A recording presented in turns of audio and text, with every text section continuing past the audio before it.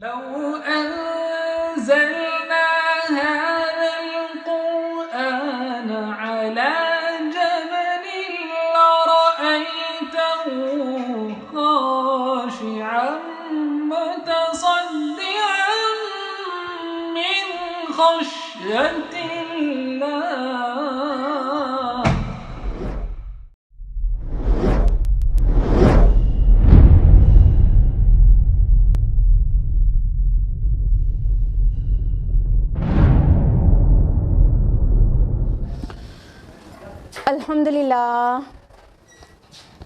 الحمدللہ وحدہ والصلاة والسلام علی من لا نبی بعد واعوذ باللہ من الشیطان الرجیم بسم اللہ الرحمن الرحیم طٰ ما انزلنا علیک القرآن لتشقى بسم اللہ الرحمن الرحیم رب اشرح لی صدری ویسر لی امری واحلل عقدۃ من لسانی یفقہوا قولی. میری عزیز سامعات، آپ سبھی کا درس قرآن مجید میں تہہ دل سے خیر مقدم ہے. السلام علیکم ورحمۃ اللہ وبرکاتہ. کیسے ہیں آپ سبھی لوگ؟ الحمدللہ. اللہ تعالیٰ آپ کو اچھا رکھے، آپ کی صحت کی حفاظت کرے، آپ کے ایمان کی حفاظت کرے. اللہ تعالیٰ آپ کو دنیا اور آخرت دونوں میں کامیابی اور ترقی اور کامرانی عطا کرے. اللہ تعالیٰ آپ سے راضی ہو جائے اور اللہ تعالیٰ کرے کہ ہم اور آپ سب مل کر جنت الفردوس میں پیارے نبی صلی اللہ علیہ وسلم کی رفاقت میں رہیں. آمین آمین. جزاک اللہ خیرا. درس قرآن مجید میں کیا چل رہا تھا؟ سورہ مریم مکمل ہو گئی تھی. تو نیکسٹ سورہ کون سی ہے؟ سورہ طٰ. سورہ طٰ کس نمبر کی سورہ ہے؟ سورہ نمبر 20.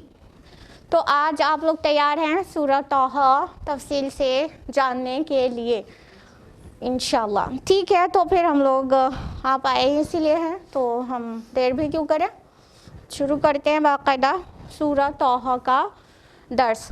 کیونکہ یہ سورہ سٹارٹ ہو رہی ہے تو جیسے کہ آپ لوگوں کو اچھی طرح سے پتہ ہے کہ جب کوئی نئی سورہ سٹارٹ ہوتی ہے تو پہلے اس کا انٹروڈکشن رہتا ہے، پھر ہی پہلی آیت پر ہم لوگ آتے ہیں، رائٹ؟ تو ہم لوگ آف لائن موڈ میں نئی سورہ سٹارٹ کرنے جا رہے ہیں. وہ ہے سورہ طٰ. سورہ طٰ مصحف میں جیسا کہ آپ لوگ خود بھی جانتے ہیں 20ویں نمبر کی سورہ ہے، اور اس کا جو نام ہے طٰ وہ آیت نمبر 1 سے ہی ماخوذ ہے. سٹارٹنگ میں ہی حروف مقطعات آئے ہیں، آیت نمبر 1 میں ہی طٰ وہی اس سورہ کی پہچان بن گیا ہے کہ یہ سورہ طٰ وہ والی سورہ ہے جس کی شروعات ہی طٰ لفظ سے ہوتی ہے. یہ بات سب کو پتہ ہے کہ کچھ سورتوں کا نام ان کا مرکزی مضمون ہوتا ہے اور کچھ سورتوں کا نام صرف ایک سمبولک ہوتا ہے کہ وہ ورڈ اس سورہ میں کہیں پر استعمال ہوا ہے. ٹھیک ہے، تو یہ ایک سمبولک نام ہے سورہ طٰ کہ یہ ورڈ آیا ہے اور پہلی ہی آیت میں آیا. تو یہ ہو گیا نام کے متعلق تفصیلات. جہاں تک زمانہ نزول کی بات ہے تو یہ سورہ طٰ پریویس جو سورہ ہے سورہ مریم اس کے ہی متصل زمانے میں نازل ہوئی معلوم ہوتی ہے. تو یہ بات تو بالکل طے شدہ ہے کہ حضرت عمر رضی اللہ عنہ جب ایمان لائے تھے، کتنے نبوی میں ایمان لائے تھے عمر رضی اللہ عنہ؟ 6 نبوی میں. ماشاءاللہ آپ لوگ کی سیرت کی نالج بھی اچھی ہے، بارک اللہ فی. تو حضرت عمر رضی اللہ عنہ 6 نبوی میں ایمان لائے تھے، یعنی 6th year of prophet hood میں. تو تب یہ سورہ نازل ہو چکی تھی، یعنی اسی کے اراؤنڈ یہ سورہ نازل ہوئی ہے.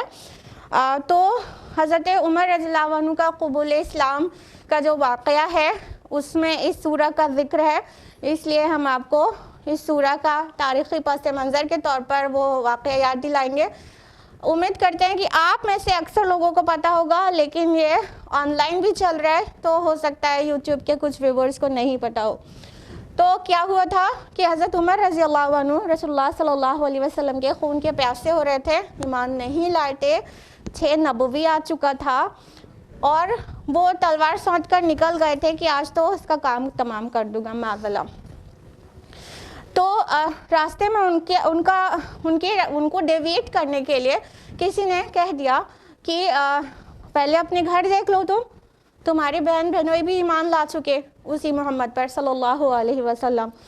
تو وہ ٹرن ہو گئے اپنی بہن کے گھر.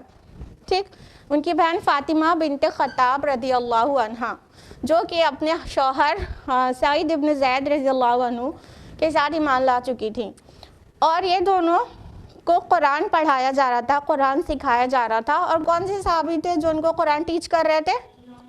کون بتائے گا؟ کون بتائے گا؟ خباب بن ارت رضی اللہ عنہ. تو حضرت خباب ان کو قرآن ٹیچ کر رہے تھے, اس کا جو کچھ صفحات لے کر. تو عمر رضی اللہ عنہ جب داخل ہوتے ہیں تو حضرت خباب بن ارت رضی اللہ عنہ چھپ جاتے ہیں, کیونکہ جانتے ہیں کہ عمر رضی اللہ عنہ کا غصہ کتنا خطرناک ہے. تو وہ آ کر اپنی بہن سے پوچھنے لگتے ہیں اور اپنی بہنوئی کے اوپر اتر پڑتے ہیں اور ان کو خوب پیٹتے ہیں, بہت مارتے ہیں حضرت سعید ابن زید رضی اللہ عنہ کو. ان کو بچانے کے لیے ان کی بہن فاطمہ بنت خطاب رضی اللہ عنہ, جو کہ نہایت بہادر خاتون تھی, ان کو بہادری اپنے خاندان سے ملی تھی. جیسے عمر رضی اللہ عنہ بہادر تھے ویسے ہی فاطمہ بنت خطاب رضی اللہ عنہ بھی بہادر تھیں. تو وہ بیچ میں آ جاتی ہیں, تو بہنوئی کو مارتے مارتے بہن کو بھی لگ جاتی ہے اور بہن کے خون نکلنے لگتا ہے. تب جا کے وہ تھوڑا سا ٹھٹکتے ہیں عمر رضی اللہ عنہ, اور پھر حضرت فاطمہ بنت خطاب رضی اللہ عنہ کی زبان سے جب یہ نکلتا ہے کہ اے عمر, جو کرتے بند کر لو, ہم تو محمد پر ایمان لا چکے.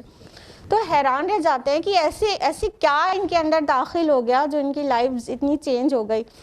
تو تھوڑا سا ٹھہرتے ہیں, پھر کہتے ہیں اچھا دکھاؤ تم لوگ کیا پڑھ رہے تھے. تو اب جب ذرا سا اشارہ ملتا ہے تو خباب بن ارت رضی اللہ عنہ اندر سے باہر آ جاتے ہیں, اور جو کہ چھپے ہوئے تھے باہر آ جاتے ہیں.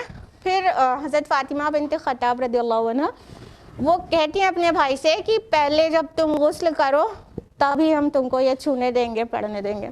تو عمر رضی اللہ عنہ غسل لیتے ہیں اور پھر ان کو قرآن سنایا جاتا ہے, اور وہ قرآن رہتا ہے یہی سورہ طٰہٰ. ایک ایک آیت پڑھی جاتی ہے اور ان کا دل بالکل قرآن کی طرف مائل ہو کر اللہ تعالیٰ کی طرف لگ جاتا ہے. اور حضرت خباب بن ارت رضی اللہ عنہ کو موقع مل جاتا ہے. وہ کہتے ہیں کہ تم کو مبارک ہو اے عمر, کیونکہ میں نے رسول اللہ صلی اللہ علیہ وسلم کو یہ دعا کرتے سنا ہے کہ عمرین میں سے کسی ایک کو اسلام کو ان سے طاقت دے. عمرین کون ہے؟ ایک عمر بن خطاب رضی اللہ عنہ, اور دوسرا عمرو بن ہشام جو کہ ابو جہل کا نام تھا. ٹھیک ہے, تو اللہ کے رسول دعا کرتے ہیں کہ ان دونوں میں سے ایک کو ہدایت نصیب ہو جائے اور اس سے اسلام کو تقویت اور طاقت ملے. تو حضرت خباب بن ارت رضی اللہ عنہ موقع دیکھتے ہی کہتے ہیں کہ اب تم چل پڑو, مبارک ہو تمہیں. اس سے ان کے اندر اور ایک کنوکشن آ جاتا ہے, اور پھر وہ جاتے ہیں دربار نبوی میں, یہی سورہ طٰہٰ سن کر جاتے ہیں اور دربار رسالت میں شہادت پڑھ دیتے ہیں. سبحان اللہ. تو یہ تھا سورہ طٰہٰ کا اثر حضرت عمر رضی اللہ عنہ کے اوپر. اوورآل قرآن کا اثر تھا, لیکن وہ جو قرآن پڑھا گیا تھا ان کے سامنے وہ تھی سورہ طٰہٰ. تو ان شارٹ عمر رضی اللہ عنہ کے قبول اسلام سے پہلے سورہ طٰہٰ نازل ہو چکی تھی. جہاں تک موضوع اور مباحث کی بات ہے تو یہ جو سورہ ہے اپنے آپ میں منفرد نظر آتی ہے, کیونکہ اس کا جو میجر پارٹ ہے وہ ایک رسول کی پوری سٹوری پر بیسڈ ہے. اور وہ کون سے رسول ہے؟ ایگزیکٹلی موسیٰ علیہ السلام. تو اگر اس سورہ کی سملیرٹی کسی اور سورہ سے ہے تھوڑی, تو وہ کس سے ہے؟ پہچانیے. نہیں, ایک رسول, ایک نبی کے بارے میں پوری سورہ میں ڈسکس ہوا ہو. ایگزیکٹلی, بارک اللہ فی, ماشاء اللہ, اللہ تعالیٰ آپ کے علم میں اضافہ کرے. تو اس سورہ کی جو سملیرٹی کسی سورہ سے آ رہی ہے تو وہ سورہ یوسف سے آ رہی ہے. سورہ یوسف میں بھی شروع سے لے کے آخر تک ایک ہی نبی کے بارے میں پورا قصہ ہے, اور سورہ طٰہٰ میں بس تھوڑی آیات حضرت موسیٰ علیہ السلام کے علاوہ دوسری ہیں. باقی جو اکثر حصہ ہے سورہ طٰہٰ کا وہ ایک ہی رسول، ایک ہی نبی حضرت موسیٰ علیہ السلام کے اوپر بیسڈ ہے. تو سورہ یوسف سے تھوڑا ملتی جلتی سورہ ہے. اور سورہ طٰہٰ ہے چونکہ اس میں موسیٰ علیہ السلام کے متعلق پورا قصہ ہے، بہت بڑا سا پارٹ. تو یہ اس کے جو مخاطب ہیں دیکھا جائے تو، یا اس کے جو مین آڈینس ہیں وہ کون ہیں؟ جیوز، یہودی، کیونکہ یہودی موسیٰ علیہ السلام کو مانتے ہیں. تو دیکھا جائے تو اس کا مین آڈینس یہودی ہیں، ٹھیک. اور اس سے جسٹ پریویس سورہ ہے تو اس میں زکریہ علیہ السلام، یحییٰ علیہ السلام، عیسیٰ علیہ السلام، حضرت مریم، ان کا تذکرہ بہت تفصیل سے ہے، دیگر انبیاء کا بھی ہے لیکن ان کا ہی سب سے زیادہ ڈومینیٹنگ ہے. تو اس کے آڈینس، مین آڈینس کون ہے؟ کرسچنز. تو اس طرح کا بیلنس ہے کہ پریویس سورہ جو ہے اس کے جو مین آڈینس ہیں، یا یہ کہیں کہ اس کے جو مین مخاطب ہیں وہ ہیں کرسچنز، اور اگلی سورہ کے مین مخاطب ہیں جیوز. لیکن غور کرنے کی بات یہ ہے کہ جب یہ سورہ نازل ہوئی ہے سورہ طٰہٰ، تو نہ وہاں مین مکہ میں نازل ہوئی ہے، نا سب کو معلوم ہے 6 نبوی، تو رسول اللہ صلی اللہ علیہ وسلم بھی مکہ میں ہی تھے. تو نہ وہاں مین جو مخاطب تھے، نہ وہاں جیوز تھے، نہ کرسچنز تھے. پھر بھی جیوز اور کرسچنز کے متعلق صورتیں نازل ہو رہی ہیں، یعنی عیسیٰ اور موسیٰ علیہ السلام کے متعلق اتنی تفصیلات آ رہی ہیں. اس کی وجہ پر غور کرنا چاہیے. رسول اللہ صلی اللہ علیہ وسلم کے جو مخاطب اول تھے اہل مکہ، تو ان کے پاس نہ کوئی دین تھا نہ کوئی شریعت تھی، ٹھیک ہے. وہ جیوز اور کرسچن سے کافی متاثر رہتے تھے. یہودیوں کی آبادی وہاں بہت زیادہ تھی، اور یہودیوں کی آبادی کی وجہ سے اور ان کے پاس شریعت ہونے کی وجہ سے، اللہ کی کتاب اور اس کے لا کانسٹیٹیوشن ہونے کی وجہ سے وہ بہت متاثر رہتے تھے جیوز سے، ٹھیک ہے. اور ادھر بغل میں حبشہ کی جو سلطنت تھی وہ عیسائی تھی، ٹھیک ہے. ایبیسینین رولر کیا تھا؟ کرسچن تھا نا. تو ادھر سے بھی تو متاثر رہتے تھے. تو جیوز اور کرسچنس کا جو ان کے اوپر غلبہ تھا، جو اثر تھا ان کے ذہنوں پر، اس کی وجہ سے مکہ میں ہی جیوز اور کرسچنس کے متعلق وہ صورتیں نازل ہونے لگیں کہ دیکھو تم جن سے متاثر ہو اور جن کو رسول تسلیم کرتے ہو، کیونکہ اہل مکہ موسیٰ علیہ السلام کو رسول مانتے تھے، کیونکہ ان کا نا اثر تھا جیوز اور کرسچنس کا، تو مانتے تھے. تو مکہ میں ہی جیوز اور کرسچنس کی ایکچول جو شریعت تھی، یا یوں کہا جائے کہ ان کے رسولوں کی جو مین دعوت تھی، اس کے متعلق آیات نازل ہونے لگی تھیں.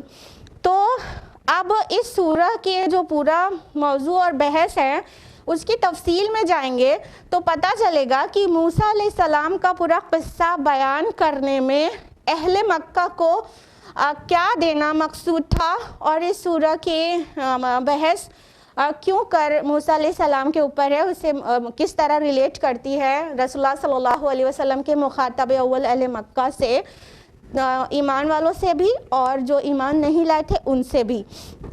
تو سب سے پہلی بات یہ کہ ان کا یہ اعتراض تھا رسول اللہ صلی اللہ علیہ وسلم کے اوپر کہ ارے تم نبی ہو تو تمہارے ساتھ فرشتے پر باندھ کے کیوں نہیں آتے، تم بازاروں میں گھومتے ہو، کھانا کھاتے ہو، اور 40 سال ہمارے درمیان رہے اور اچانک نبی ہونا کلیم کرنے لگے ہو.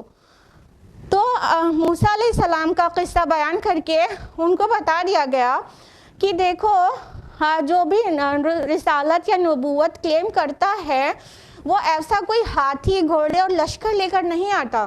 دیکھو موسیٰ کو دیکھو علیہ السلام کہ وہ تو بس مدین سے واپس مصر کی طرف جا رہے تھے، اور راستے میں اس مدین سے مصر کے ایک مسافر کو راستے میں اللہ تعالیٰ ایڈریس کر لیتا ہے اور کہتا ہے کہ تم اللہ کے رسول ہو اور جاؤ جو مصر میں جو اتنا بڑا ٹائرنٹ رولر ہے فرعون، اس کو اللہ کی طرف بلاؤ اور بنی اسرائیل کو وہاں سے ریلیز کراؤ.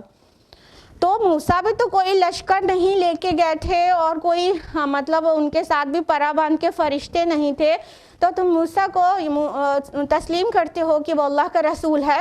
تو دھیان دو کہ وہ بھی نہ ہی ڈھول تاشے بجاتا ہوا فرعون کے پاس گیا تھا، اللہ کے دین کی دعوت دینے، اور نہ ہی بہت بڑا لشکر لے کر گیا تھا. جب اس نے مدد مانگی تھی تو اللہ تعالیٰ نے اس کی مدد کے لیے ان کے بھائی ہارون کو پیش کیا تھا. تو ایک تو یہ بات سمجھانا جو اس کے اندر سے اپنے آپ نکل کر آتی ہے، یہ سمجھانا مقصود ہے. دوسری بات، رسول اللہ صلی اللہ علیہ وسلم ان کو جس بات کی دعوت دے رہے تھے، بنیادی دعوت کیا تھی؟ توحید اور آخرت. تو موسیٰ علیہ السلام کی جو دعوت تھی اس سے ریلیٹ کر کے دکھا دیا گیا کہ کوئی نئی بات نہیں ہے جو ہمارا رسول محمد عربی صلی اللہ علیہ وسلم آپ کو پیش کر رہا ہے. وہ کوئی نئی بات نہیں ہے، کوئی انوکھی بات نہیں کرنے لگا ہے جو تم بالکل پیٹ دکھانے لگے ہو کہ یہ کون سی نرالی بات ہو گئی، ہم اتنے سارے معبود کو چھوڑ کر ایک اللہ کی عبادت کیوں کرنے لگے. تو یاد رکھو کہ موسیٰ کی بھی تو یہی دعوت تھی علیہ السلام. موسیٰ علیہ السلام نے بھی تو یہی توحید کی اور آخرت کی دعوت دی تھی فرعون کو اور بنی اسرائیل کو.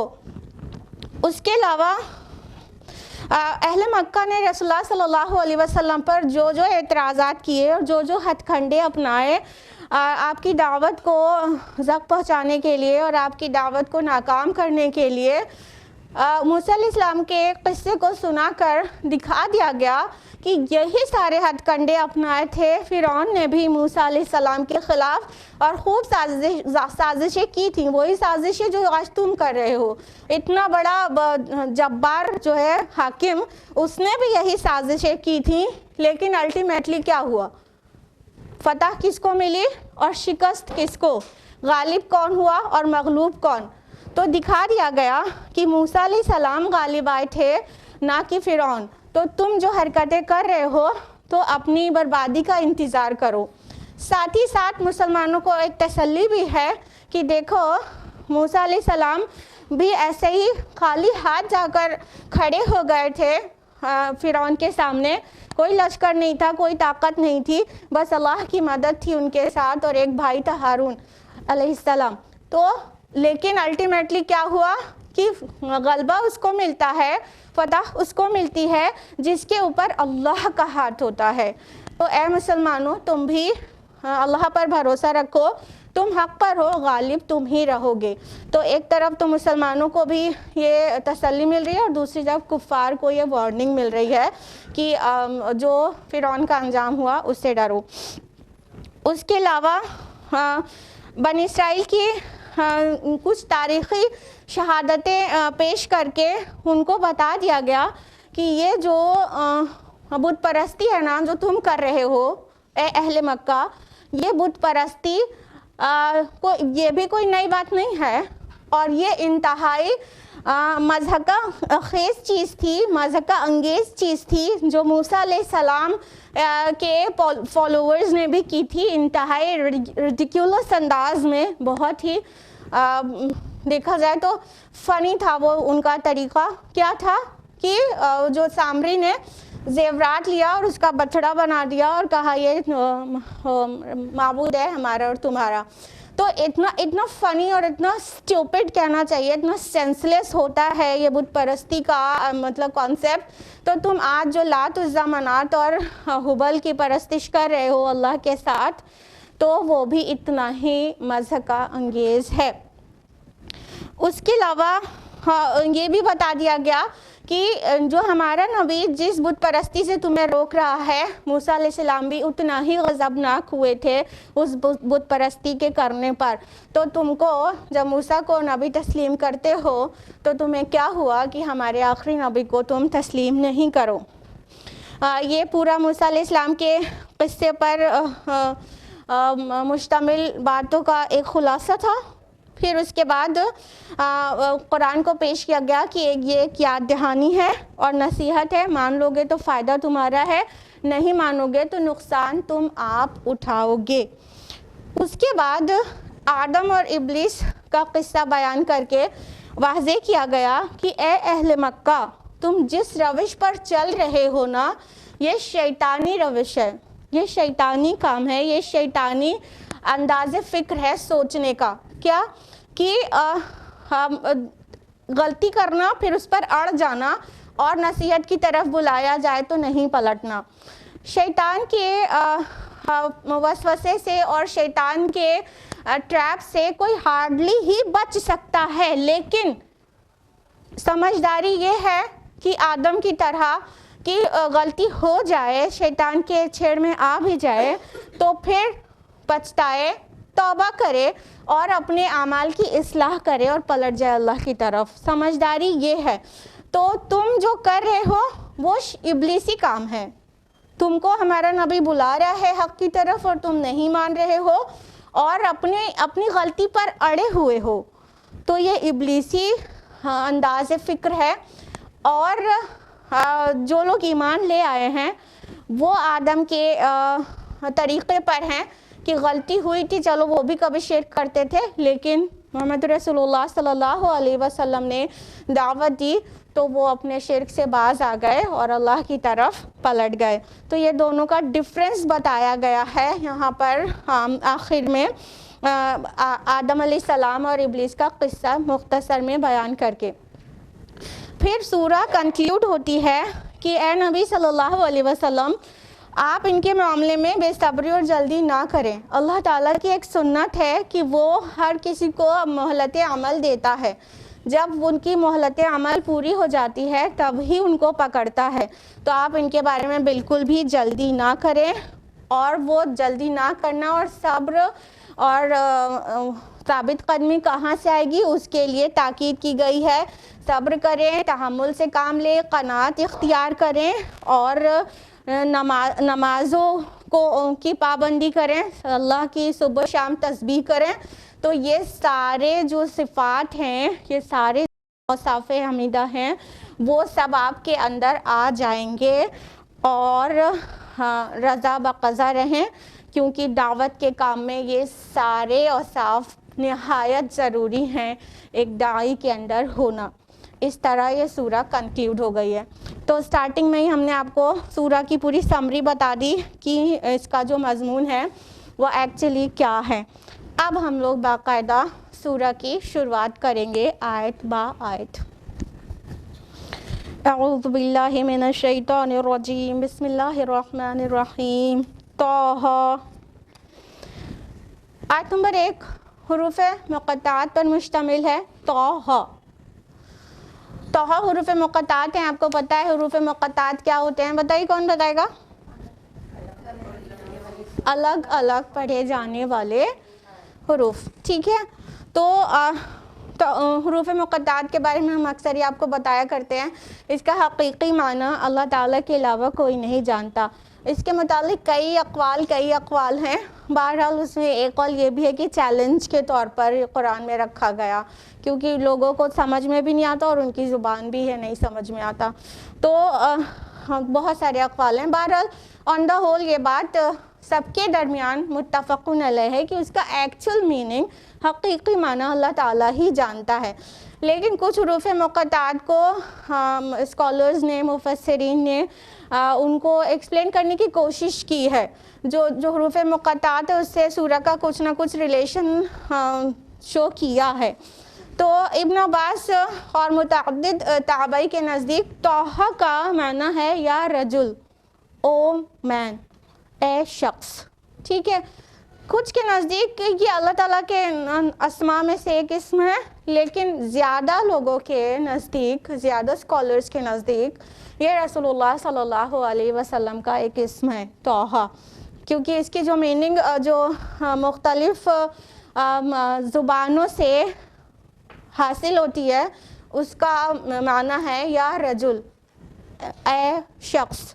तो ये रसूलुल्लाह सल्लल्लाहु अलैहि वसल्लम के लिए मानते हैं ज़्यादातर लोग। आयत नंबर 2 है मा अंज़लना अलैकल क़ुरआन लितशक़ा, हमने आप पर कुरान इसलिए नाजिल नहीं किया कि आप मशक्क़त में पढ़ें। अब इसके लिए फिर से आपको उस कॉन्टेक्स्ट में जाना पड़ेगा जो लाइट से हमने अभी बताया है, और सूरह मरियम में भी बहुत तफसील से बताया था कि मक्का में रसूलुल्लाह सल्लल्लाहु अलैहि वसल्लम को दावत देते हुए 5-6 साल गुजर गए हैं और वो डिनाई ही किए जा रहे हैं, इनकार ही किए जा रहे हैं और मान कर नहीं दे रहे हैं। तो रसूलुल्लाह सल्लल्लाहु अलैहि वसल्लम बहुत रंजीदा होते थे, بہت دل میں آپ کو تکلیف ہوتی تھی، اور اس تکلیف کو قرآن نے جگہ جگہ الفاظ میں اس کی عکاسی کی ہے۔ پچھلی سورہ جو ہے سورۃ الکہف، اس کی آیت نمبر 6 بھی آپ کو یاد ہوگی کہ فَلَعَلَّكَ بَاخِعٌ نَفْسَكَ عَلَىٰ آثَارِهِمْ إِن لَّمْ يُؤْمِنُوا بِهَٰذَا الْحَدِيثِ أَسَفًا، کہ اے نبی شاید آپ اپنے آپ کو گھوٹ ماریں گے، آپ اپنے آپ کو ہلاک کر دیں گے ان کے پیچھے کہ ایمان نہیں لا رہے ہیں اس بات پر، یعنی قرآن پر۔ اس سے بھی پتہ چلتا ہے رسول اللہ صلی اللہ علیہ وسلم کو کس درجے کا غم تھا ان کے ایمان نہ لانے کی وجہ سے۔ اور سملر آیت سورۃ الشعراء سورہ نمبر 26 آیت نمبر 3 میں بھی ہے کہ لَعَلَّكَ بَاخِعٌ نَفْسَكَ أَلَّا يَكُونُوا مُؤْمِنِينَ، کہ شاید آپ اپنے کو ہلاک کر ڈالیں گے کہ یہ لوگ ایمان نہیں لا رہے ہیں۔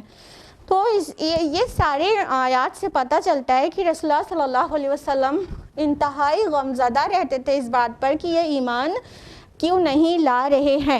تو اس میں سے ایک فیلنگ آپ کو اور کبھی کبھی آ جاتی تھی، کہیں ایسا تو نہیں کہ میری طرف سے کوئی کوتاہی ہو رہی ہے، کوئی کمی ہو رہی ہے، میں پوری طرح سے نہیں پہنچا پا رہا ہوں۔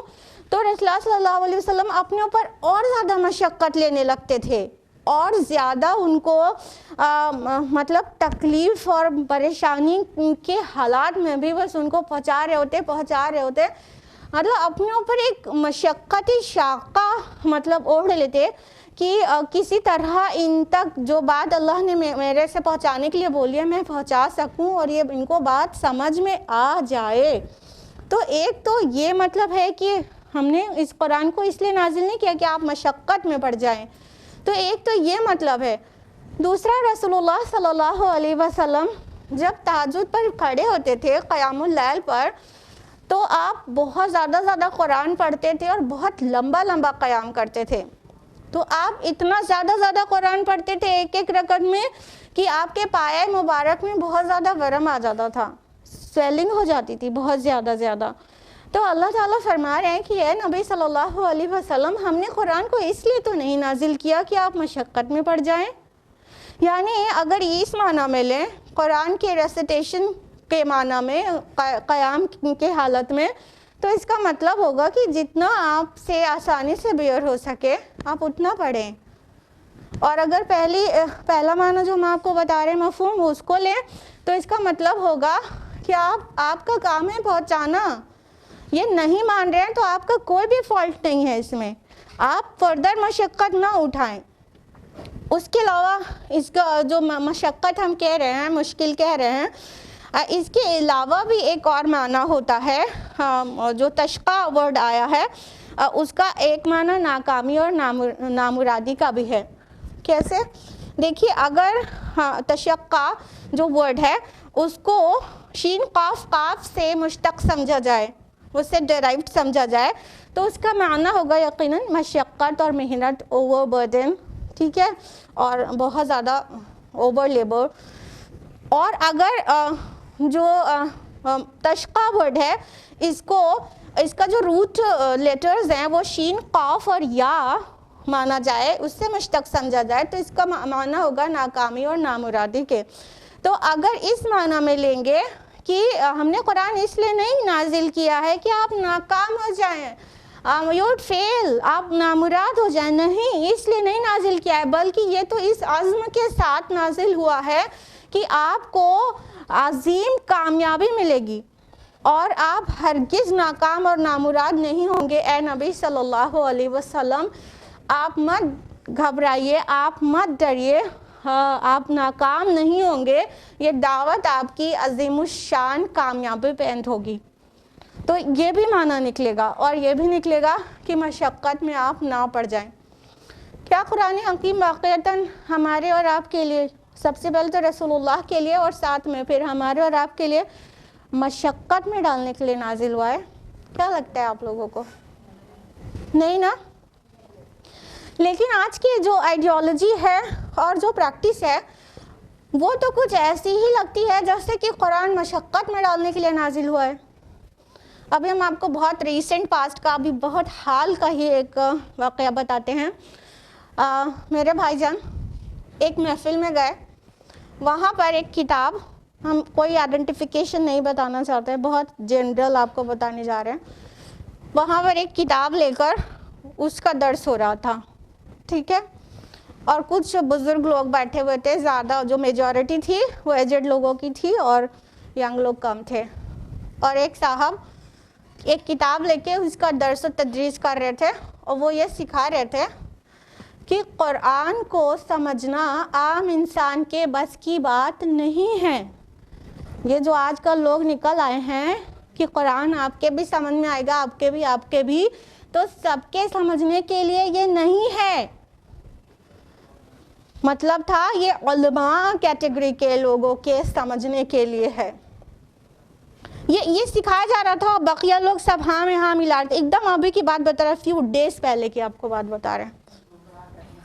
21st سینچری میں جہاں سائنس ٹیکنالوجی ایڈوانس ہونے کے ساتھ ساتھ ریشنل تھنکنگ اور لاجک بھی اسٹرانگ سے اسٹرانگر ہوتی چلی جا رہی ہے, کیا یہ بلیویبل ہے کہ جو کتاب انسانیت کے ہدایت کے لیے نازل ہوئی ہو وہ اسی انسان کو نہ سمجھ میں آئے؟ کیا یہ ماننے لائق بات ہے؟ اللہ تعالیٰ کہتے ہیں ہدی للناس, یہ لوگوں کے لیے ہدایت نامہ ہے.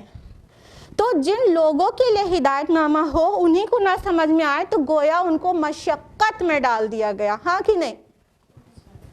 It's logical, it's very rational thinking نا, کہ اگر ہماری اور آپ کی ہدایت کے لیے نازل ہوا ہے اور ہم نے دارالعلوم سے 16 علوم حاصل نہیں کیے ہیں تو ہمیں یہ قرآن سمجھ میں نہیں آئے گا.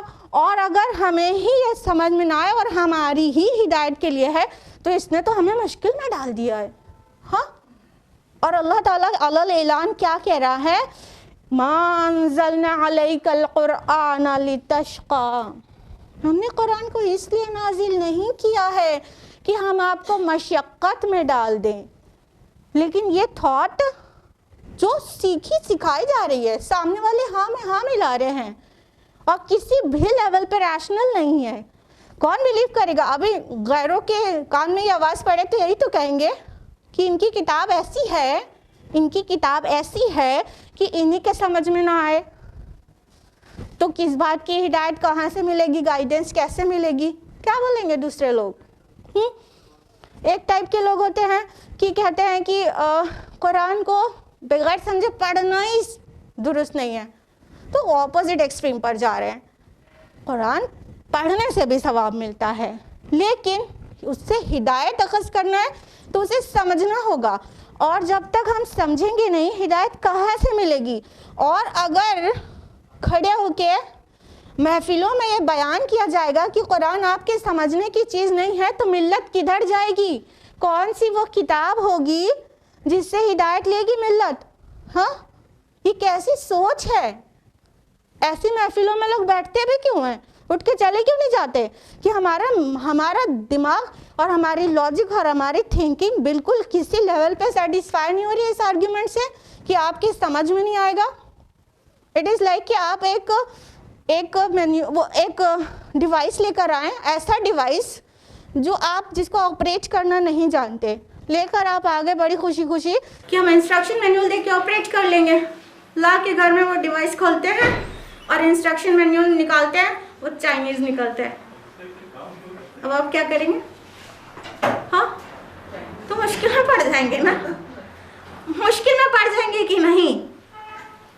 اسی مشکل میں پڑ جائیں گے کہ جس ڈیوائس کو ہم آپریٹ کرنا جانتے نہیں ہیں اس کا جو مینیول ہے وہ چائنیز میں, اور چائنیز ہم کو آتی نہیں ہے, اب ہم سمجھ نہیں سکتے ہیں, یہ ہماری سمجھ سے ماورا ہے. تو قرآن کے متعلق بھی یہ سوچنا کہ یہ ہمارے اور آپ کے سمجھ میں نہیں آئے گا ایسا ہی ہے کہ جیسے کوئی ڈیوائس ہو اس کو آپریٹ کرنے کا جو سارا طریقہ لکھا ہو وہ اپنی سمجھ سے ماورا ہو. تو قرآن مجید ہرگز ہماری سمجھ سے ماورا نہیں ہے, بلکہ اللہ تعالیٰ نے اس کو ایسا بنا کے نازل کیا ہے کہ اس کو یہ گنوار کے بھی سمجھ میں آتا ہے, اللہ کی قسم یہ گنوار کے بھی سمجھ میں آتا ہے اور متاثر کرتا ہے, اور ایک انٹلیکچوئل کو بھی سمجھ میں آتا ہے اور متاثر کرتا ہے. قرآن کی یہ شان ہے. تذکر کے لحاظ سے قرآن آسان ترین کتاب ہے, easiest book of the world, but full stop नहीं करिए यहाँ पर। तदब्बुर के लिहाज से ये मुश्किल तरीन किताब है। It is the most tough book of the world तदब्बुर के लिहाज से। लेकिन तज़क्कुर के लिहाज से, नसीहत हासिल करने के लिहाज से it is easiest book of the world. ये इसको पढ़ो तो ऐसा लगता है कि जैसे हमारे अंदर की आवाज़ यहाँ पर से निकल के आ रही है बहुत आसानी से। तो तभी तो ये कुरान की ये शान है ना कि ये मशक्क़त में डालने के लिए नहीं आया। तो आप लोग प्लीज़ कभी ऐसों की बात मत मानिएगा कि कुरान आपके समझ में नहीं आएगा। या तो हमारे और आपके समझने की ही चीज़ नहीं है, या तो इसको समझने के लिए 16 उलूम की ज़रूरत है। I've heard this, believe me। Quran आपकी समझ में नहीं आएगा, उसको समझने के लिए 16 उलूम की ज़रूरत है। ज़रा बताइए तो सहाबा कौन से 16 उलूम लेकर आए थे जो उन्होंने कुरान समझा था? ये तो मशक्क़त में डालने वाली बात हो गई। और किसी पर्टिकुलर पर्सन को कुछ भी नहीं कह रहे हैं। It is like a conspiracy कि इसी बहाने लोग कुरान से दूर रहें। ये ज्यूस की तरफ से और दुश्मनाने इस्लाम की तरफ से मुमकिन है ये कॉन्स्पिरेसी हो जो मुसलमानों के दरमियान आम कर दी गई कि कुरान आपके समझ में नहीं आएगा, आप बस खाली कुरान ख़्वानी करो और घर में बरकतें करो, बस समझो नहीं। समझोगे तो जो कुछ वो कहता है उस पर चलोगे और फिर बहुतों को प्रॉब्लम हो जाएगी। तो असल में ये वहाँ कहीं से है। लेकिन हमने क्या किया कि कुरान मजीद हमारी लाइफ को ईज़ियर बनाने आया था और रसूलुल्लाह सल्लल्लाहु अलैहि वसल्लम की ज़ात मुबारका भी हमारी लाइफ को ईज़ियर एंड ईज़ियर बनाने के लिए आए थे। अल्लाह ताला ने यही शान हमारे प्यारे नबी की भी रखी है सल्लल्लाहु अलैहि वसल्लम। अल्लाह ताला ने फरमाया ना सूरा आराफ सूरा नंबर 7 आयत नंबर 157 में वयदउ अन्हुम इस्रहुम वल अगलाल अल्लती कानत अलैहिम, और तुम पर से वो बोझ और तौक को उतारता है जो इन पर लदे हुए थे, जिस पे ये लदे फंदे थे। तो अल्लाह ताला ने रसूलुल्लाह सल्लल्लाहु अलैहि वसल्लम को भी इसीलिए भेजा कि वो हम पर से वो बोझ, वो तौक, वो मुसीबतें, वो रसूमात की बोझ, वो समाजियात के बोझ और वो मतलब ऐसी चीज़ें जो अल्लाह के हुक्म से नहीं थी, वो लोगों ने एक तरीक़ा बना लिया, वो सब जो बोझ लदे हुए थे उसको उतार देने के लिए रसूलुल्लाह भी आए। दोनों की यही शान है कुरान मजीद की भी कि वो मुश्किल में न डाले, मुश्किल को उतार दे। और रसूलुल्लाह सल्लल्लाहु अलैहि वसल्लम की शान भी यही है कि आपके आने के बाद जो मुश्किलें पहले से ह्यूमैनिटी ने अपने ऊपर लाद ली थी, अपने आबा व अजदाद की पैरवी में, अपने समाज के चलन में, रसूमात में वगैरह वगैरह, उसको रसूलुल्लाह उतार दें। लेकिन क्या हो रहा है नाउअडेज़, व्हाट इज़ हैपनिंग कि हम वो मशक्क़तें हमने फिर ओढ़ ली, वो सब चीज़ें फिर से करने लगे जिसको मना करके रसूलुल्लाह ने लाइफ को आसान किया था। मिसाल के तौर पर देख लीजिए सिस्टम ऑफ निकाह, देख लीजिए, बहुत सी मिसाल बेशुमार, हम तो थोड़ी सी दे रहे हैं ना। सिस्टम ऑफ निकाह देख लीजिए, अल्लाह ताला के रसूल की सुन्नत के तरीक़े पर निकाह करना कितना आसान है, कितना इजी है। हाँ, कोई मसला नहीं। जिस वालिद के 6 बेटियां हों उसको भी पूरा मतलब पैर पसार के आराम से वो सो सकता है, क्योंकि उसको अपनी बेटी के निकाह में एक दमड़ी भी खर्च करने की ज़रूरत नहीं है। विदाउट अ सिंगल पेनी वो अपनी बेटी को ब्याह सकता है इस्लामी तरीके से, जो रसूलुल्लाह की सुन्नत है।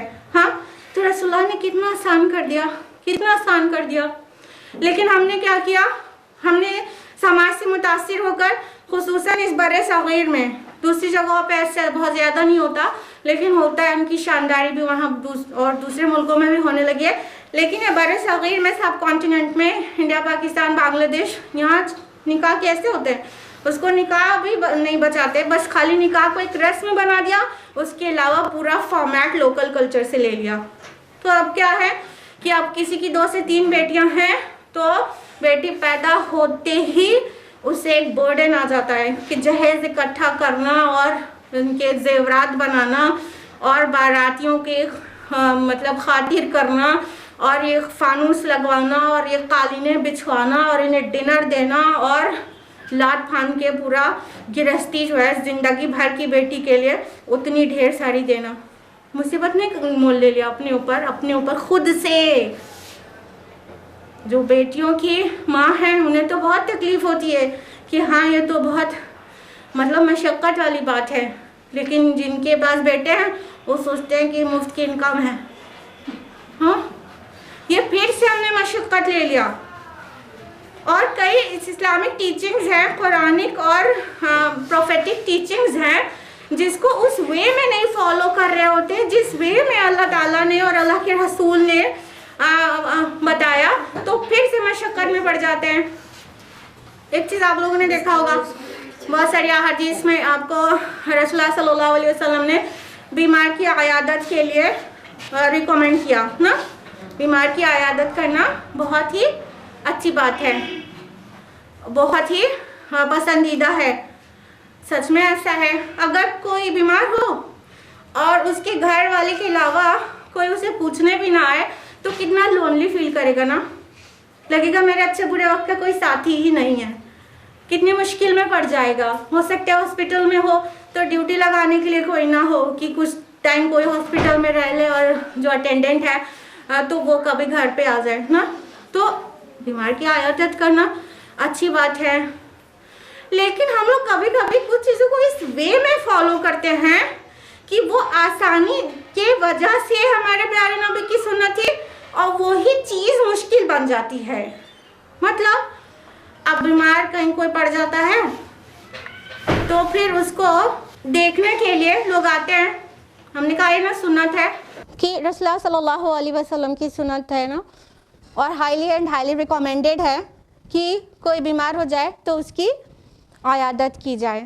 ٹھیک, لیکن اس اتنی پیاری سی سنت کو جو آسانی کے لیے ہے تاکہ کوئی اکیلا نہ محسوس کرے, کوئی ضرورت ہو تو کسی کے ہیلپ کے لیے لوگ آتے جاتے رہیں, پتہ چلے بہت ساری اس میں حکمتیں ہیں.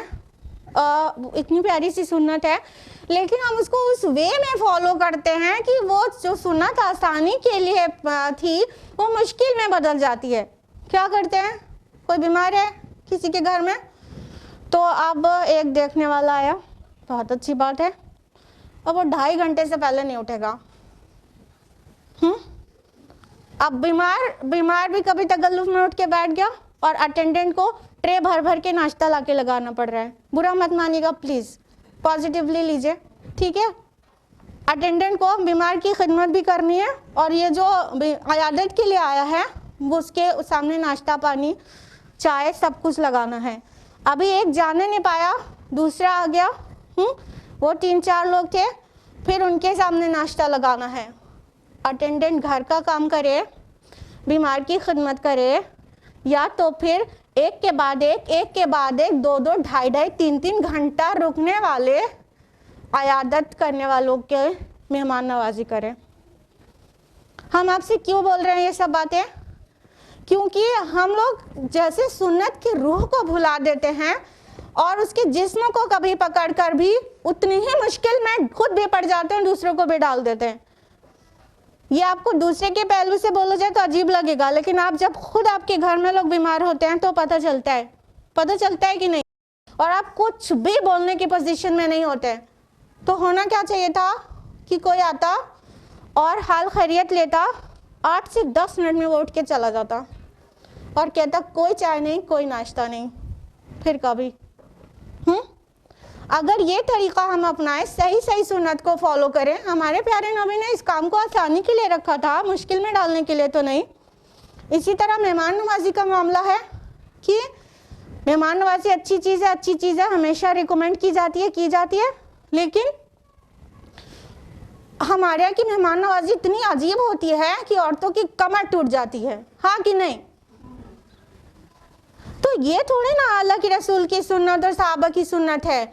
جو کوئی آتا, جو کچھ حاضر ہوتا رکھ دیتے, نہ کھلانے والا اتنی شان بگاڑتا کہ دیکھو میں اتنا بڑھیا میں کھانا بناتی ہوں اور اتنا بڑھیا میں گارنشنگ کرتی ہوں, نہ وہ اپنی شان بگاڑتا اور نہ کھانے والا مطلب مین میخ نکالتا اور ایب نکالتا اور یہ نہیں رکھا تو میٹھا نہیں تھا تو پانی ٹھنڈا نہیں تھا یہ سب کہتا. جو حاضر ہوتا رکھ دیا جاتا اور وہ کھا لیتا اور چلا جاتا. ہاں یہ مہمان نوازی کا طریقہ تھا. اب ہم نے دونوں ہی پہلو سے ایکسٹرا ویگنٹ ہو گئے. کیا کہ کھلانے والا بھی چاہتا ہے کہ مطلب گھر میں مان لو مرد لوگ ہیں وہ چاہیں گے کہ کتنی مینیو کتنا بڑا ہو جائے, اور عورتیں خود بھی کبھی چاہتی رہتی ہیں کہ ان کا خوب نام ہو, اور پھر جب رات میں کمر میں درد ہوتا ہے تو ہسبینڈ سے شکایت کرتی ہیں. دونوں پہلو سے ایکسٹرا ویگنس ہے. نہ ہی میزبان کو اتنا زیادہ ایکسپیکٹ کرنا چاہیے کہ اتنی شان سے سٹارٹر الگ ہو تو مین کورس الگ ہو ڈیزرٹ الگ ہو. اتنی شان سے نہ ہی میزبان کو ضرورت ہے دکھانے کی, اور نہ ہی مہمان کو اتنی ایکسپیکٹیشن رکھنے کی ضرورت ہے. تو لائفز آسان ہوگی نا. آخر آج کی خواتین بد اخلاق کیوں ہو گئیں؟ کیونکہ وہ جو پورا سسٹم ہے اس کو بگاڑ دیا گیا ہے, اور بگاڑ کے بھی ان سے ایکسپیکٹ کیا جا رہا ہے کہ آپ دیندار ہو. مہمان نوازی ذرا سی کرنی پڑ جاتی ہے تو 52 کونے کا منہ بناتی ہو. کیسا دین جانتی ہو آپ؟ گھر میں مرد لوگ فوراً یہ سنا دیتے ہیں. ہاں لڑکیاں اگر دیندار ہوتی ہیں لیکن تو ان کو ایک دم جیسے اندر سے سک کر لینا چاہتے ہیں, اسٹرا لگا کے چوس لینا چاہتے ہیں. تو یہ کرنے کے لیے نہ قرآن نازل ہوا تھا نہ نبی صلی اللہ علیہ وسلم کی سنت. ان میں سے کوئی بھی چیز کوئی بھی سنت اس مشکل میں ڈالنے کے لیے ہے. Point to be noted here is that Quran has revealed, قرآن نازل ہوا اور رسول اللہ صلی اللہ علیہ وسلم آئے ہمارے اور آپ کی لائف سے مشقتوں کو اٹھانے کے لیے, ہٹانے کے لیے. لیکن ہم نے یا تو اس کو دوسرے وے میں عمل کرنا شروع کر دیا یا اس کی شکل اتنی بگاڑ دی کہ وہی چیز ہے جسم وہی ہے, روح کو بھلا دیا, جس کی وجہ سے پھر سے مشقت میں پڑ گئے. تو پلیز سوسائٹی سے یہ جو مشقتوں والی پریکٹسز ہیں اس کو نکالیے. سنت کے طریقے پر قرآن کے حکم پر چیزیں کریے تاکہ مشقت نکلے. اللہ تعالیٰ نے نہ ہی اپنے نبی کو پریشان کرنا چاہا تھا اور نہ ہی اللہ تعالیٰ اپنے دیگر بندوں سے بھی محبت کرتا ہے نہ ہی ان کو پریشان کرنا چاہتا ہے. تو یہ قرآن مجید کا نازل ہونا اور ہمارے نبی کا آنا ہماری آسانی کے لیے ہے, مشکل کے لیے نہیں ہے. آیت نمبر 3 اللہ تذکرۃ لمن یخشی, یہ تو صرف یاد دہانی ہے اس کے لیے جو ڈرتا ہے. قرآن مجید کیا ہے؟ ایک تذکرہ ہے, ایک یاد دہانی ہے.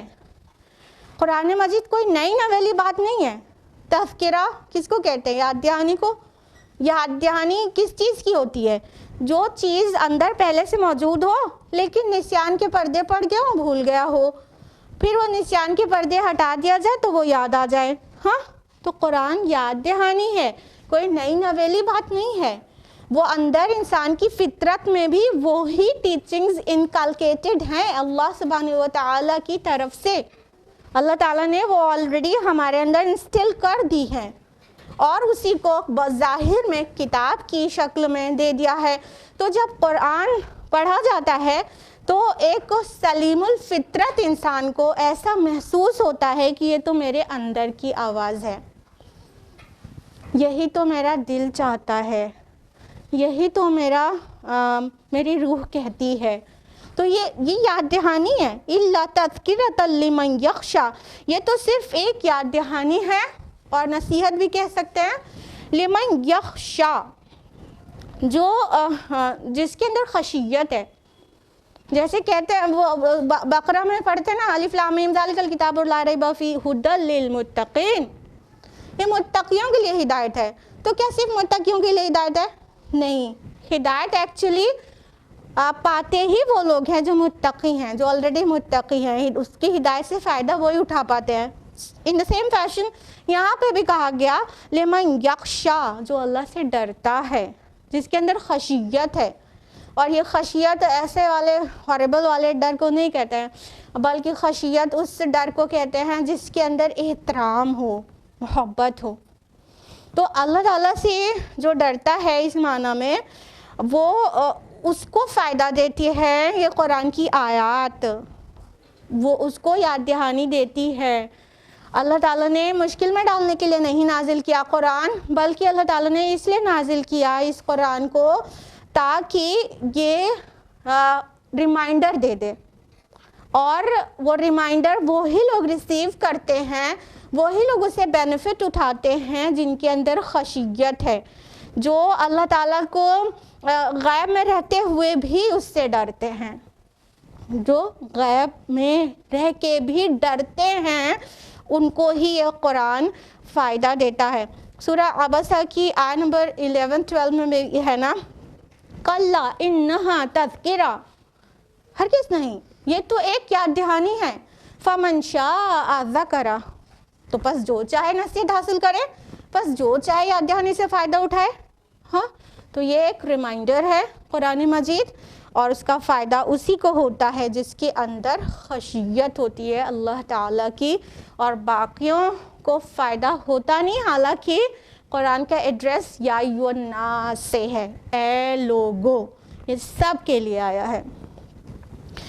تنزیلا ممن خلق الارض والسماوات العلی، اس کی تنزیل اس ہستی کی طرف سے ہے جس نے پیدا کیا زمین کو اور بلند آسمانوں کو۔ اللہ تعالیٰ فرماتے ہیں کہ اس کی تنزیل کس کی طرف سے؟ پہلے تو یہ سمجھ لیجئے تنزیل کا معنی کیا ہوتا ہے۔ تنزیل کا معنی رفتہ رفتہ، دھیرے دھیرے، سیکوینشلی، اہتمام کے ساتھ نازل ہونا نا، ایسے نہیں کہ اٹھا کے ایک دم سے بس ڈال دیا گیا رسول اللہ کی طرف، نہیں، اللہ تعالیٰ نے قرآن مجید کو نہایت اہتمام کے ساتھ دھیرے دھیرے، رفتہ رفتہ، تھوڑا تھوڑا تھوڑا تھوڑا نازل کیا ہے۔ کیوں؟ آسانی کے لیے، ہاں، تاکہ جن سے یہ ایڈریس کر رہا ہے ان کے لیے آسانی ہو تھوڑا تھوڑا لینے میں، بات کو سمجھنے میں، کمپریہنشن میں، انڈرسٹینڈ کرنے میں، تو تاکہ ان کے انٹلیکٹ ایک ایک چیز کو لے تو آسانی سے اسے جذب کر سکے۔ تو اللہ تعالیٰ نے یہ قرآن مجید کو تنزیلاً نازل کیا ہے، آہستہ آہستہ، بڑے اہتمام کے ساتھ۔ اور کس نے کیا ہے؟ جو وہ ہستی ہے جس نے پیدا کیا ہے زمین کو بھی اور آسمانوں کو بھی۔ یعنی یہ کوئی رسول کا قول نہیں ہے، بلکہ یہ رسول کے بھی خالق کا قول ہے۔ اور وہ خالق کون ہے؟ پوری دنیا کائنات کا خالق ہے، جس نے زمین کو بھی پیدا کیا ہے اور آسمانوں کو بھی۔ یوزولی قرآن مجید میں آسمان پہلے ذکر آتا ہے اور زمین بعد میں، لیکن یہاں پہ زمین پہلے آیا اور آسمانوں بعد میں آیا۔ اور یہاں پہ ایک اور انداز بڑا نرالا ہے، مختلف ہے دیگر مقامات سے، وہ یہ کہ سماوات تو آیا ہی، العلا بھی آ گیا۔ آسمان میں بلندی تو اپنے آپ ہے، جب آسمان کہا گیا تو بلندی تصور میں آ ہی گئی، پھر بھی العلا بھی کہا گیا، بلند آسمانوں والا۔ اس میں کافی گہرائی ہے، یہ آیات بہت کچھ کہتی ہیں۔ اصل میں اس سورہ میں جو بہت بڑا پورشن ہے، جیسا کہ ہم نے انٹروڈکشن میں بتایا، وہ ہے موسیٰ علیہ السلام کے قصے پر۔ موسیٰ علیہ السلام کا جو ایڈریس تھا فرسٹ، وہ کس سے تھا؟ فرعون سے تھا نا، فرعون سے تھا۔ سورہ قصص میں اللہ تعالیٰ نے فرمایا ان فرعون علا فی الارض، کہ فرعون نے زمین میں بہت سر اٹھایا ہوا ہے، بہت اونچا ہوا ہے زمین میں۔ ہاں، تو یہاں پہلے زمین آ گیا کہ زمین کا خالق یہ فرعون نہیں ہے، اللہ تعالیٰ ہے۔ فرعون کے لیے آیا علا فی الارض، اللہ تعالیٰ نے اپنے لیے فرمایا والسماوات العلی، بلند آسمانوں کا خالق، اس کی طرف سے آیا ہے۔ اللہ تعالیٰ کی طرف سے آیا ہے. یہ کوئی نہ شاعر کا قول ہے اور نہ ہی کوئی ایسی لغو بات اور نہ ہی رسول کا قول، بلکہ خالق ارض و سما کی طرف سے آیا ہے، بڑے اہتمام کے ساتھ، رفتہ رفتہ کر کے، بڑی شان کے ساتھ. الرحمن علی العرش استوى، یعنی رحمان جو عرش پر متمکن ہے. اب اس کو اور زیادہ ایمفیسائز کیا جا رہا ہے کہ ابھی سماوات بھی آ گیا، علا بھی آ گیا، اونچائی بلندی سب کچھ آ گیا، اس کے اوپر ایک اور بلندی، العرش استوى، جو عرش پر مستوی ہے. اس سے پہلے اللہ تعالیٰ کی ایک صفت آئی ہے الرحمن. یعنی یہ جو پوری سورہ کا جو قصہ ہے فرعون اور موسیٰ علیہ السلام کے متعلق، تو وہ فرعون کیا تھا؟ وہ فرعون ٹائرنٹ تھا، اس نے زمین میں بڑا فساد کیا ہوا تھا، وہ بہت بڑا ظالم بادشاہ تھا. تو اللہ تعالیٰ اپنے کو انٹروڈیوس کرے الرحمن، یہ بنایا تو ہے سب اس نے، اتنا اونچا تو ہے، لیکن وہ بہت رحم کرنے والا ہے، وہ بہت رحم کرنے والا ہے. وہ اس کی صفت رحمت ہے کہ اس نے قرآن نازل کیا. الرحمن علم القرآن، رحمان نے نازل کیا قرآن. تو یہ اللہ تعالیٰ کی صفت رحمت کا ظہور ہے قرآن مجید کا نزول. تو قرآن مجید پیش کیا جا رہا ہے کس کے پاس سے آیا ہے؟ رحمان کی طرف سے. علی العرش استوى، جو عرش پر مستوی ہے. استوا کا جو معنی ہے اصل میں وہ استیلا ہے، جس کی میننگ ہوتی ہے اقتدار اور اختیار کے. یعنی امام رازی نے تفسیر کبیر میں یہی میننگ اختیار کی ہے. تو یہ مطلب استوا فی العرش کا مطلب یہ ہوتا ہے کہ اللہ تعالیٰ کے ہاتھ میں پورا اقتدار ہے، پوری حکومت ہے، پورا اختیار ہے. وہ کوئی ذات کے لحاظ سے وہاں پر صرف محدود نہیں ہے عرش پر، بلکہ جو عرش ہے اس کا تھرون ہے جو وہ اس بات کا سمبل ہے کہ پورا اختیار اور اقتدار اور پوری قدرت اور پورا پاور اللہ سبحانہ و تعالیٰ کا ہے. یہ یہاں پر سمجھنا بہت اہم ہے، کیونکہ یہاں پر اس کے میننگ اور مفہوم میں بہت لوگ جاتے ہیں. لَهُ مَا فِي السَّمَاوَاتِ وَمَا فِي الْأَرْضِ وَمَا بَيْنَهُمَا وَمَا تَحْتَ الثَّرَى، اسی کا ہے جو کچھ آسمانوں میں ہے، جو کچھ زمین میں ہے، جو کچھ ان دونوں کے مابین ہے، اور جو کچھ زمین کے سب سے نچلے طبقے کے نیچے ہے. اللہ تعالیٰ نے آگے فرمایا کہ اسی کا ہے جو کچھ آسمانوں میں ہے. اب آگے فرعون کا قصہ ہے نا، تو یاد رکھیں کہ وہ کتنے صرف مصر پر حکومت کر رہا تھا، اور اللہ تعالیٰ کی حکومت کہاں تک ہے؟ زمین میں، پورے آسمان میں. اور جب آسمان کی بلندی اور زمین کی گہرائی تحت الثری کہہ دیا گیا، تحت الثری کا معنی ہوتا ہے گیلی مٹی، تو اس کا جو مطلب ہوا کہ زمین کے اندر جو مٹی ہے، مطلب مٹی کو تو ہم لوگ سوائل کو ایکچولی زمین سمجھتے ہیں نا، تو مٹی زمین کا جو آخری لیئر ہے مٹی کی وہ گیلی ہے، اس کے نیچے پانی ہے. تو وہ گیلی مٹی تک بھی اللہ ہی کی ملکیت ہے. کہنے کا مطلب اس کے نیچے پانی ہے، اس کے نیچے وہ لاوا ہے، تو وہاں پہ کسی اور کی ملکیت ہے نہیں. کہنے کا مطلب پوری کائنات اس کی ملکیت ہے، اور اسی کی ہے جو کچھ ہے آسمانوں میں، پورا کائنات میں، زمین کے اندر گیلی مٹی تک. کہنے کا مطلب پورا اللہ تعالیٰ کا ہے، اس کا جو مالک ہے اور جو اس کا اونر ہے. اونرشپ belongs to اللہ سبحانہ و تعالیٰ only. تو اللہ تعالیٰ کہہ رہے ہیں کہ یہ فرعون کیا ہے؟ اللہ تعالیٰ تو پوری کائنات کا اونر ہے، مالک ہے. اور فرمایا آیت نمبر 7 میں وَإِن تَجْهَرْ بِالْقَوْلِ، اگر تم بلند آواز سے کوئی بات کرو، فَإِنَّهُ يَعْلَمُ السِّرَّ وَأَخْفَى، تو یقیناً وہ جانتا ہے چھپی ہوئی بات بھی اور نہایت مخفی بات کو بھی.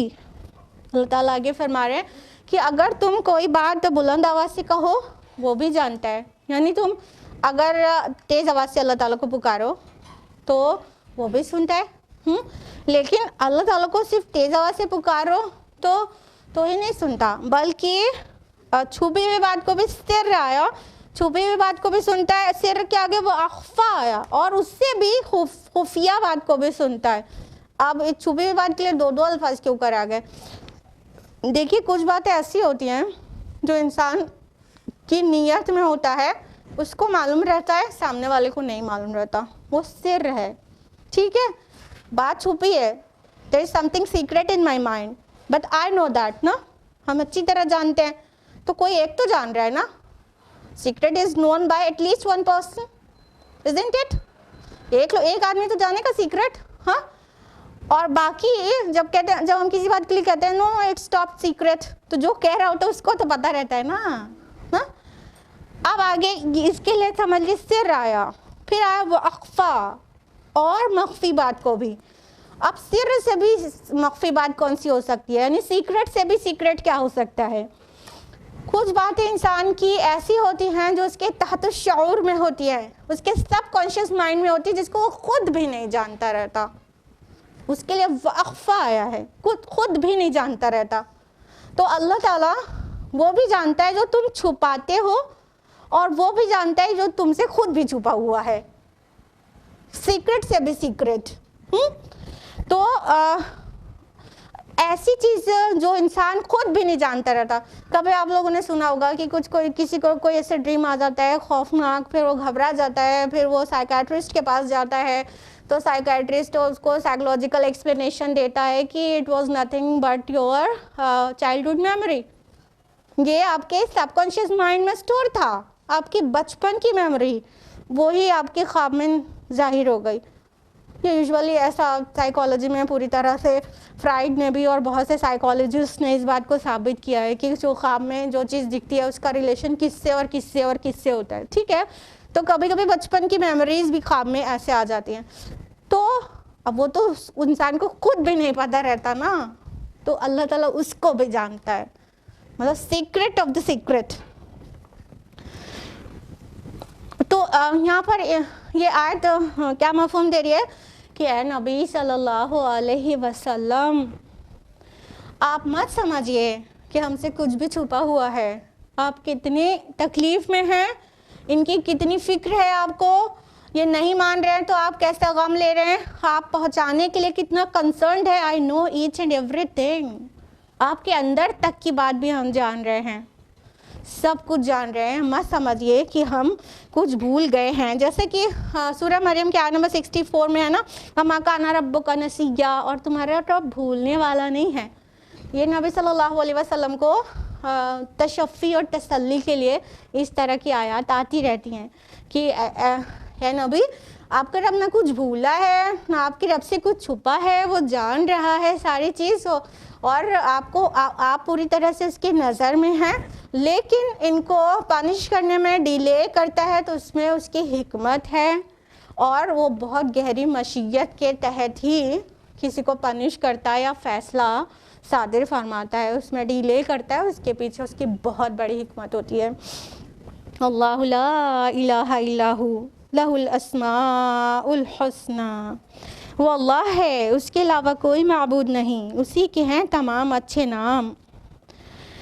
اب اللہ تعالیٰ فرما رہا ہے کہ اللہ تعالیٰ وہ ہے جس کے علاوہ کوئی معبود نہیں، یعنی جو یہ پوری بات کا لب لباب ہے وہ یہ کہ اللہ ایک ہی ہے، اس کی پوری صفات بیان کی، وہ رحمان ہے، وہ پاورفل ہے، وہ سب چیز پر قدرت رکھنے والا ہے، وہ چھپی بات کو بھی جاننے والا ہے۔ وہ کچھ صفات بیان کرتے ہوئے کہا کہ جو بنیادی بات ہے وہ یہ کہ یہ ساری صفات ایک واحد اللہ کے اندر ہے۔ کہنے کا مطلب کہ زمین کے نیچے کا دیوی الگ، اور آسمان کے اوپر کا دیوتا الگ، اور پانی برسانے والا دیوتا الگ، اور رزق دینے والا دیوتا الگ، ایسا نہیں ہے۔ یہ جتنی باتیں ہیں ان سب ساری عمدہ صفات وہ اللہ کے اندر، ایک اللہ کے اندر موجود ہیں۔ اللہ لا الہ الا ہو اللہ وہ ہے جس کے علاوہ کوئی معبود نہیں، لہ الاسماء الحسنی، اسی کے لیے ہیں اچھے اچھے پیارے پیارے نام. یعنی یہ جو بھی صفات ہیں وہ سب اللہ تعالیٰ کے اسماء الحسنی ہیں. ایکچولی جو بھی اللہ تعالیٰ کے پیارے پیارے نام ہیں وہ ایکچولی اللہ کے صفاتی نام ہے نا، وہی سب تو صفت ہیں اللہ تعالیٰ کی، وہ ایٹریبیوٹس آف اللہ سبحانہ و تعالیٰ ہیں، ہے نا. تو یہ جو بھی پیارے پیارے نام ہیں انہی ناموں سے ہم کو اللہ تعالیٰ کو پکارنا چاہیے. اور جب ہم اس کی رحمت کا سوال کریں تو کہیں یا رحمان ہم پر رحم کر. جب ہم کو اس کی مغفرت کو طلب کرنا ہو تو ہم کہیں یا غفور الرحیم ہمارے گناہوں کو معاف کر دیجئے. جب ہم نے اپنے گناہوں کو پردہ ڈالنے کی درخواست کرنا ہو تو ہم کہیں یا الستار ہمارے گناہوں پہ پردہ ڈال دیجئے. تو اس طرح ہم اللہ کے عمدہ ناموں سے اسے پکاریں اور سب بہترین نام سب ایک اللہ کے لیے ہی جانیں، اور کسی کے بھی اندر وہ صفات جو اللہ تعالیٰ کی ہیں وہ کسی کے اندر غائبی طور سے تصور نہ کریں، نہیں تو شرک ہو جائے گا. یہ تھا آیت نمبر 8 تک کا درس. اب ہم لوگ جو موسیٰ علیہ السلام کا واقعہ ان کا قصہ پورا شروع ہوگا وہ نیکسٹ ویک جانیں گے انشاءاللہ. آج کے لیے اتنا ہی. اللہ سبحانہ و تعالی ہم سب کو قرآن مجید پڑھنے، سمجھنے اور اسے صحیح سمجھنے اور اس پر عمل کرنے، غور و فکر کرنے اور دوسروں تک پہنچانے کی توفیق عطا فرمائے. آمین. وآخر دعوانا الحمدللہ رب العالمین. والسلام علیکم ورحمۃ اللہ وبرکاتہ.